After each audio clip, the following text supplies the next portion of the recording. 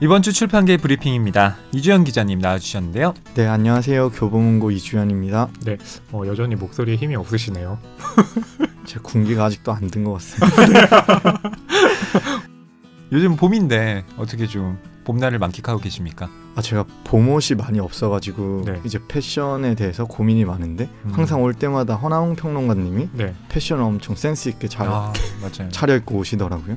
그래서 방송이 끝나고 나면 따로 한번 네. 그 비법을 여쭤볼까 합니다. 근데 사실 두 분은 굉장히 젊잖아요. 그러니까 젊은 분들한테 어떻게든 좀 어울릴 수 있으면 제가 신경 쓸 수 있는 거는 이렇게 네. 옷만 좀 잘 입고 오면 되지 않을까 생각하거든요. 그냥 그 자체로 이주연 기자님은 봄이시잖아요. 네. 자, 시작하도록 하겠습니다. 봄이 춥네요. 첫 번째 소식 전해주시죠. 네, 첫 번째 소식입니다. 동아일보의 기사인데요. 기사 제목은 버려진 공간의 책터널, 맛집 편집숍, 손님이 왔다입니다. 네. 요즘 도심에 방치된 오피스나 상업시설을 재활용하는 사례들이 늘고 있는데요. 이를 두고 공간 디벨로퍼라는 용어를 사용합니다. 가까운 사례로 을지로에 힙한 카페들이 있는데요. 한때 인쇄골목이었던 곳에 간판이 없어도 젊은 분들이 찾아오는 카페들이 늘고 있습니다. 책과 닿아 있는 사례도 이번에 생겼는데 기사에서 대표적으로 소개하는 곳은 바로 아크앤북입니다. 아마 책으로 아치형 터널을 만든 입구를 SNS에서 한 번쯤은 보셨을 텐데요. 맞아요. 네. 사실 이곳은 한 보험회사의 직원들을 교육시키는 공간이었는데 3년간 방치되고 있다가 이번에 이렇게 새롭게 탈바꿈됐다고 합니다. 기존에는 방치되어 있던 사람들에게 좀 무관심하게 버려졌던 공간을 새롭게 주목받는 장소로 탈바꿈시키는 거잖아요. 이게 또 책과 관련이 있으니까 저희에겐 또 의미가 있게 다가오는데 허나홍 평론가님은 뭐 이것과 관련된 사례 뭐 알고 계신 게 좀 있으신가요? 책은 아닌데요. 뭔가 가령 그 여행 프로그램을 보다 보면 요즘 이제 베트남이 굉장히 뜨고 있잖아요. 근데 베트남의 어느 도시에 가면 빌딩 하나 전체가요.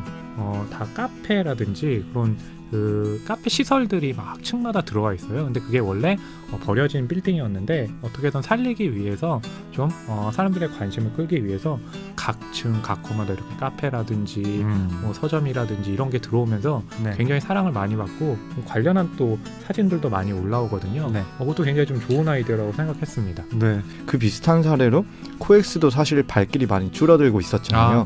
근데 이제 스타필드로 바뀌게 되면서 별마당 도서관이 생겼고 그거 인증샷 찍으러 가는 제 친구들도 꽤 많이 있었거든요. 그게 진짜 큰 역할을 하는 것 같습니다. 제가 알기로는 별마당에서 또 허위평론가님이 그 행사를 진행한 어떤 그런 일도 있었거든요. 맞죠?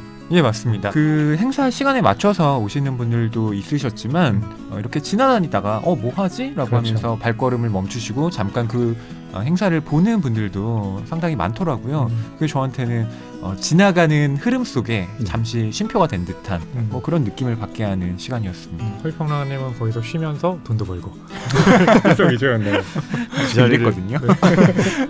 이런 도시 재생 사업의 일환으로 지금 공간 디벨롭이 이루어지고 있는데요. 앞으로 또 이런 사례들이 좀 많아져서 우리가 새롭게 찾아갈 수 있는 문화적인 장소들 더 많이 만들어졌으면 좋겠습니다. 네, 두 번째 소식은요? 한국경제의 보도인데요. 기사 제목은 월정액 전자책 돌풍입니다. 사실 전자책 관련 기사는 이번 달 내내 이슈였던 주제인데요. 그 이유는 기존의 전자책 앱으로 유명한 리디북스나 밀리 서재 외에도 오프라인 서점의 선두 기업인 저희 교보문고가 같은 서비스를 시작했기 때문인데요. 이미 전자책 서비스를 사용하고 계신 분들은 많을 거예요. 그런데 기존의 전자책 시장과 조금 다른 점은 앞서 말한 월정액 요금제가 시작이 됐다는 겁니다.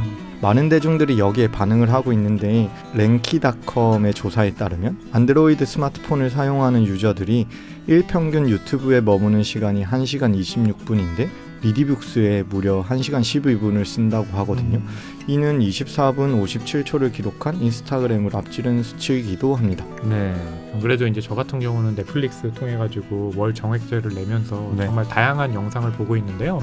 그리고 지금 이제 소개해 주신 이 전자책 월 정액 같은 경우도 한 달에 얼마를 내고 볼 수 있는 책을 정말 마음껏 볼 수 있는 그런 시스템인 거잖아요. 그러니까 어떻게 보면 훨씬 더 책을 읽는 문화와 가까워지고 또 더 많이 다양하게 읽을 수 있는 문화라는 점에서는 굉장히 좀 긍정적이라는 생각이 듭니다. 책 역시 이걸 내가 갖는 게 아니라 데이터베이스에서 내가 빌려보는 거니까 네, 이것 역시 앞으로 계속 확장하지 않을까 싶은데요. 네, 그래서 서점 측에서도 지금 이 월정액 서비스를 가지고 큰 수익을 거둔다기보다는 그렇게 공유를 하면서 많은 사람들을 일단 끌고 오는 게 우선시 된다라는 생각으로 거기에 집중하고 있는 것 같고요. 근데 출판계에서 두 가지 목소리가 나오고 있는데 하나는 책이 저렴한 상품으로 그 가치에 대한 인식이 조금 떨어지지 않을까 하는 우려의 목소리가 하나가 있고요. 네. 그 외에는 그럼에도 불구하고 젊은 독자들이 이제 책으로 많이 유입된다는 점을 긍정적인 신호로 받아들이고 있습니다.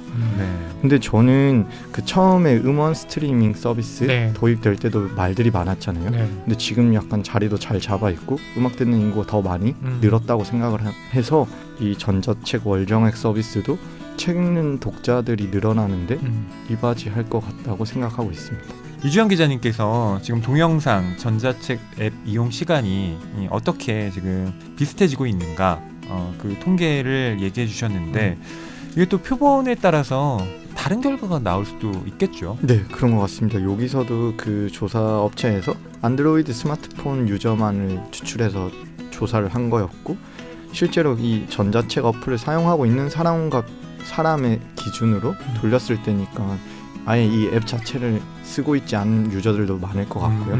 어떻게 보면 조금 유리한 쪽으로 편집된 기사라고 할 수도 있을 것 같습니다. 일단 그래도 늘고 있다라는 걸 강조하고 싶네요. 그런가요? 이주영 기자님이 또 이렇게 두 가지 소식 전해주셨는데요. 앞으로도 또 새로운 출판계 브리핑 잘 부탁드리겠습니다. 네, 계속 이거 녹음하면서 어깨가 점점 움츠러드는 것 같은데 그 원인을 다음 주에는 분석해가지고 좀 당당하게 녹음할 수 있도록 하겠습니다. 다음 주에는 더 어깨를 펴시고 만나 뵀으면 합니다. 네, 알겠습니다. 네, 감사합니다. 감사합니다. 안녕히 계세요.